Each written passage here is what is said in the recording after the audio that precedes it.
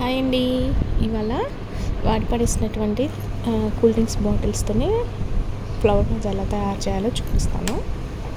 First ఇట్లా అడుగు భాగంలో ఈ సైజులో వరకు కట్ చేసుకోవాలండి.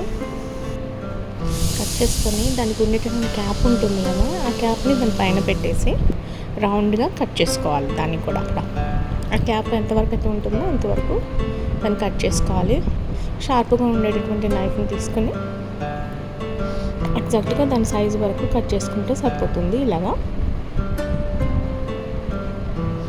తర్వాత ఆ బాటిల్ని ఇలా హోల్లో పెట్టి అరేంజ్ చేయాలి.